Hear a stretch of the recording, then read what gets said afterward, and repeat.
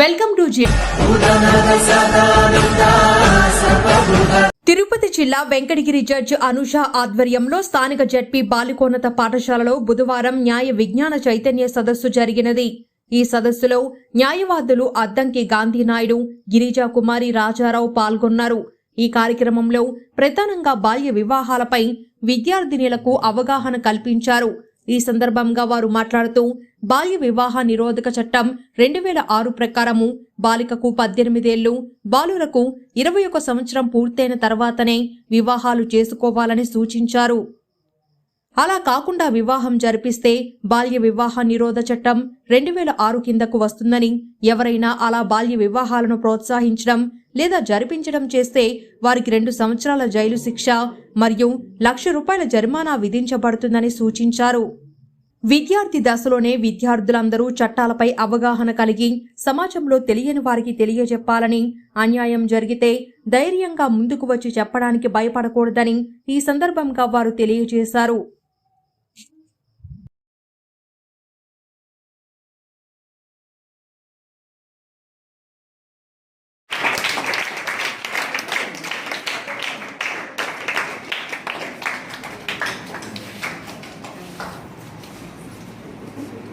బాల్య వివాహాలు చేయడానికి కొన్ని కారణాలు చెప్తారు.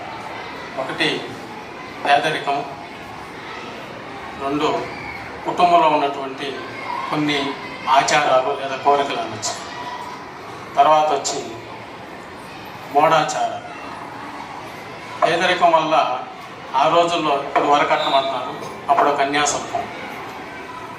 పేదరికంలో ఉన్నటువంటి ఎవరైనా ఒక కుటుంబంలో ఒక స్త్రీ ఉంటే బాగా ధనవంతుడైన ఉన్న వ్యక్తి, ఆయన 70 ఏళ్ళు 60 ఏళ్ళు 80 ఏళ్ళ వయసు ఇచ్చి ఉండొచ్చు, డబ్బులు ఇచ్చి అలా స్త్రీని పెళ్లి చేసుకోవడం, అంటే చిన్న బాలికని వయసు రానటువంటి వాళ్ళని పెళ్లి చేసుకోవడం.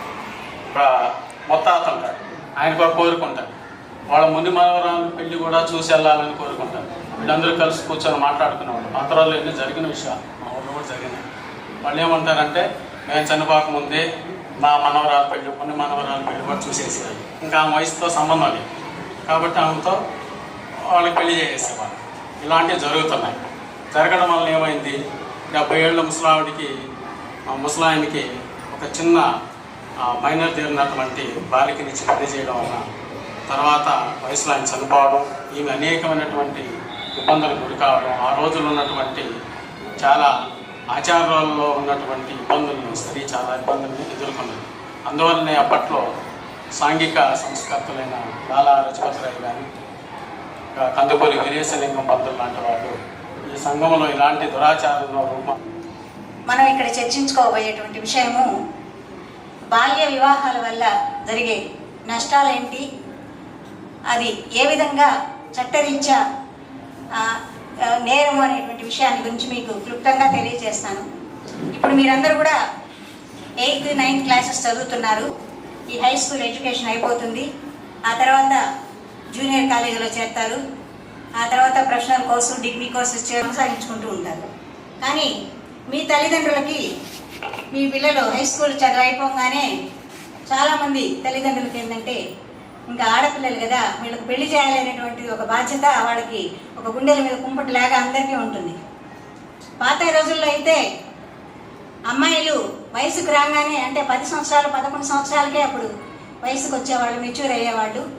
అప్పుడు కుటుంబ పరిస్థితులను బట్టి, అప్పటి ఆచార వ్యవహారాలను బట్టి, ఒక మూఢ నమ్మకాలను బట్టి, వీటిని అన్ని బట్టి కూడా అమ్మాయి వయసుకు రాగానే పెళ్లి చేయాలి అనేటువంటిది ఒక బాధ్యతగా పెట్టుకునేవాళ్ళు తల్లిదండ్రులు. సో అప్పటి నుంచే ఈ బాల్య వివాహాలు అనేటువంటివి ఎక్కువగా జరుగుతుండేవి అన్నమాట. అంటే కుటుంబంలో పెద్దలు ఏమన్నా అనుకుంటారని, లేదా ఇరుగు పొరుగు ఏమన్నా అనుకుంటారని, అంటే వయసుకు వచ్చిన అమ్మాయి ఇంకా పెళ్లి చేయకుండా వాళ్ళు ఇంట్లో పెట్టుకున్నారు, లేదా ఇంకా చదువు కోసం బయటికి పంపిస్తున్నారు అనేటువంటి ఒక అపోహలో అప్పుడు ఎక్కువ చదివించే వాళ్ళు కూడా కాదు. వాళ్ళ వయసుకు రాగానే చదువు మానిపించేసేసి వాళ్ళకి వెంటనే కూడా నిత్య జీవితంలో ప్రతిరోజు కూడా ఒక జడ్జి గారు మన ముందుకు వచ్చి బాల్య వివాహాల చట్టాల గురించి మనకు చర్చించారు. మన వాటికి అనుగుణంగా ఉండాలి, లైఫ్లో మంచి జీవితాన్ని అనుభవించాలనేటువంటి ఉద్దేశంతోనే ఈ చట్టాల గురించి చెప్పాము. మేడం గారు గిరిజాకుమారి గారు చెప్పినట్లు చిన్న వయసులో మ్యారేజెస్ చేసుకుంటే పిల్లలే కాకుండా శారీరకంగా కూడా చాలా ఇబ్బందులు ఉంటాయి. అదేవిధంగా శారీరకంగా ఇబ్బందులు ఉండడమే కాకుండా పెద్ద వయసు వాళ్ళకి చిన్నపిల్లల్ని ఇచ్చేసేయడం, అలాంటప్పుడు వాళ్ళకి సరైన ఆదరణ నుండి ఇద్దరు చక్కగా ఉంటే పర్వాలేదు. వీళ్ళకి 25 సంవత్సరాలు 30 సంవత్సరాలు వచ్చేటప్పటికి ఈ బాల్య వివాహం చేసుకున్నటువంటి పాప 20 సంవత్సరాలకు భర్త 60 సంవత్సరాలకు 70 సంవత్సరాలు ఆయన వయసు ఉండి వాళ్ళకి ఏదన్నా ఉంటే లైఫ్ రిస్క్ అయి చనిపోయారు అనుకోండి, ఇవి ఇంకా ఎన్ని సంవత్సరాలు బతకాలి? నాకు దాపు 40 సంవత్సరాలు బతకాలి లేదా 60 సంవత్సరాలు బతకాలి. క్రమశిక్షణ అంటే డిసిప్లిన్. ఇంగ్లీష్లో చేయవలసిన పని చేయాలి, చేయకూడని పని చేయకూడదు. ఈ రెండింటి జరిగేటప్పుడే మనకు లా అవసరం. నాకు తప్పు జరిగిపోయింది, చేయడానికి పని చేశాను, కంప్లైంట్ ఇస్తాం మనం. నాకు ఇది వచ్చినట్టుగా ఒక మంచి పని కూడా చేస్తాం ఒక్కోసారి, అది చట్టరీత్యా తప్పు అయిపోవచ్చు. కొన్ని రాష్ట్రాల్లో బంగారు అమ్ముతూ ఉంటారు, ఇతర దేశాల్లో. మన దేశంలో అమ్మితే నేరం. మరి అక్కడ మనుషులు ఇక్కడ మనుషులుగా ప్రదేశాన్ని బట్టి ఆ యొక్క చట్టాలు మారుతూ ఉంటాయి. వీటికి అనుగుణంగా నడుచుకునే వాళ్ళనే మానవులు అంటారు. ఎందుకంటే ఈ మానవుడికి తెలివి ఎక్కువ ఉంటుంది. ఒక స్కూల్లో ఏదైనా లెసన్ వినాలన్నా కానీ, వినకుండా ఎగ్గొట్టాలన్నా కానీ, స్కూల్కు డుమ్మా కొట్టాలన్నా కానీ, లేకపోతే స్కూల్కి రెగ్యులర్గా రావాలి. పోలీస్ స్టేషన్కి వెళ్ళడానికి భయం ఏమన్నా ఉందా? అసలు భయపడాల్సిన అవసరమే లేదు.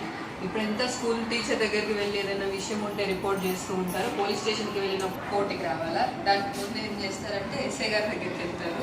ఎస్ఐ గారు రిఫ్యూజ్ చేస్తారు. తర్వాత సిఐ గారి దగ్గర. దానికి భయం ఏమన్నా ఉందా? అసలు భయపడాల్సిన అవసరమే లేదు. ఇప్పుడు ఎంత స్కూల్ టీచర్ దగ్గరికి వెళ్ళి ఏదైనా విషయం ఉంటే రిపోర్ట్ చేస్తూ ఉంటారు. పోలీస్ స్టేషన్కి వెళ్ళిన కోర్టుకి రావాలా? దానికి ముందు ఏం చేస్తారంటే ఎస్ఐ గారి దగ్గరికి వెళ్తారు. ఎస్ఐ గారు రిఫ్యూజ్ చేస్తారు. తర్వాత సిఐ గారి దగ్గరికి వెళ్ళాలి. సిఐఎఫ్ పోలీస్ కూడా మీ కంప్లైంట్ తీసుకోకపోతే ఎస్పీ ఆఫీస్కి వెళ్ళాలి. ఎస్పీ ఆఫీస్కి వెళ్ళి నేను ఇట్లా ఎస్ఐ పోలీస్ స్టేషన్ దగ్గరికి వెళ్ళాను, ఎస్ఐ గారు నా కంప్లైంట్ తీసుకోలేదు, బిజీగా ఉన్నారు, ఇట్లా చైల్డ్ మ్యారేజ్ అవుతుంది, నాకు ఆ చైల్డ్ మ్యారేజ్ ఇష్టం లేదు, ఇంట్లో చచ్చిపోతామని బెదిరిస్తున్నారు, లేదంటే నన్ను చంపేస్తామని బెదిరిస్తున్నారు, పెళ్లి ఇష్టం లేదని చెప్పేసి చెప్పాలి.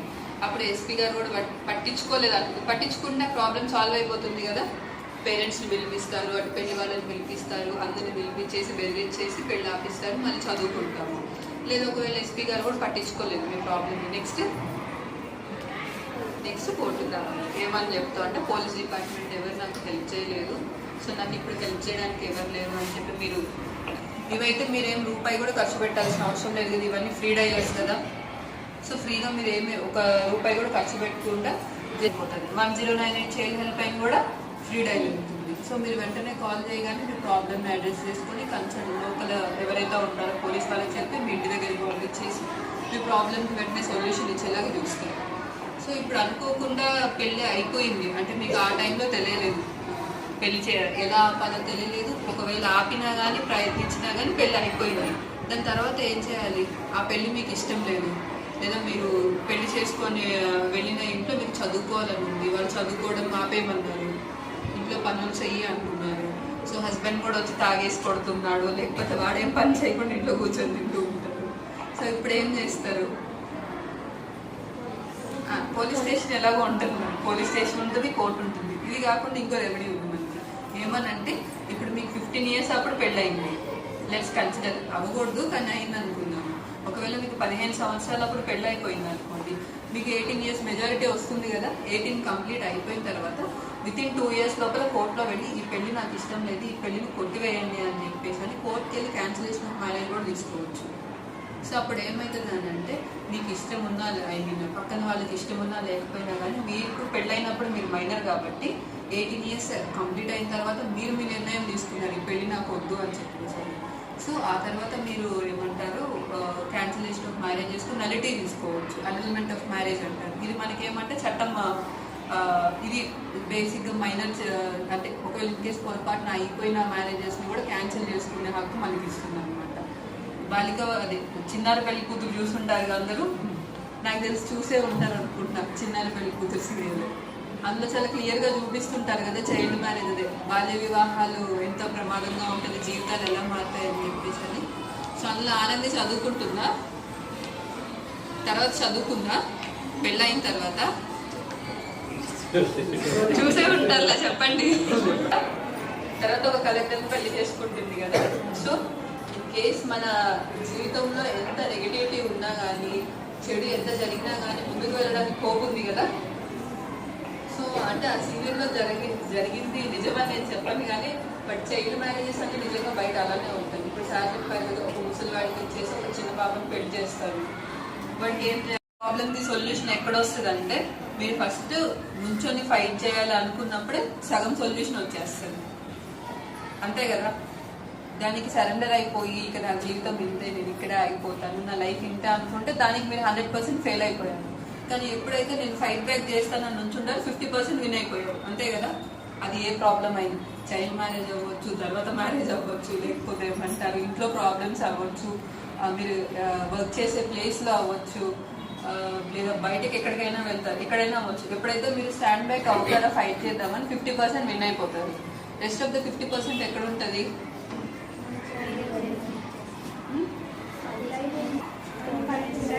ఫైట్ చేసే దానిలో ఉంది. అంతేగాని రోడ్డు మీదకి వచ్చి మీడియాకి వెళ్తే సొల్యూషన్ రాదు కదా. 10% ఇంటెలిజెన్స్ ఉంటుంది. అంటే ఆ స్పాట్లో మనం ఎలాగ రియాక్ట్ అవుతాం, ఎలా రెస్పాండ్ అవుతాం, దాన్ని ఎలా హ్యాండిల్ చేస్తాం అనే దానిలో 10% వస్తుంది. 20%లో బయట నుంచి ఎఫర్ట్స్ వస్తాయి. మిగిలిన 30% మళ్ళీ మీ చేతిలోనే ఉంది, పరిస్థితిని ఎలా తీసుకోవాలి అని చెప్పేసి. సో మీ ఎడ్యుకేషన్ మీకు బయటికి వెళ్ళినప్పుడు ఎలా అంటే బతకగలం అనే ధైర్యం ఇవ్వాలి. ప్రాబ్లం వచ్చింది, నేను ఏం చేయలేను, నా వల్ల ఏం కాదు, నాకు స్కూల్లో ఎక్కువ మార్క్స్ రాలేదు, లేకపోతే నాకన్నా బాగా చదివిన వాళ్ళు ఉన్నారు వాళ్ళకే జాబ్స్ రాలేదు, ఇదంతా కాదు. మీ చేతిలో చదువు మీకు ఎప్పుడు ఏమి ఇవ్వాలి? ధైర్యాన్ని ఇవ్వాలి. బయటకు వెళ్ళినప్పుడు ఎంత పెద్ద ప్రాబ్లం వచ్చినా కానీ అంతే చెప్పాలి, చెప్పండి, సాల్వ్ చేసుకోవాలి. సో ఇంకా హెల్ప్ తీసుకోవాలి. సొంత నిర్ణయాలు ఎప్పుడు తీసుకోకూడదు. అన్ని మనం చేసుకోలేము కదా. ఇప్పుడు డాక్టర్ దగ్గరికి వెళ్ళాలి కదా ట్రీట్మెంట్ కావాలంటే, అట్లాగే లైఫ్లో ప్రాబ్లం వచ్చినప్పుడు పోలీస్ స్టేషన్కి, కోర్టుకు కూడా వెళ్ళాలి, అంతే కదా. సింపుల్గా తీసుకోవాలి, లైఫ్ని సింపుల్గా తీసుకోవాలి, అంతేగాని సొంత నిర్ణయాలు తీసుకోవడము, లేకపోతే దీనికి సొల్యూషన్ లేదు బతకాలి కదా. అంటే వెంటనే ముందు పోలీస్ స్టేషన్కి వెళ్ళండి. ఇంట్లో పేరెంట్స్ ఏమనుకుంటారు, బయట సొసైటీ ఏమనుకుంటారు,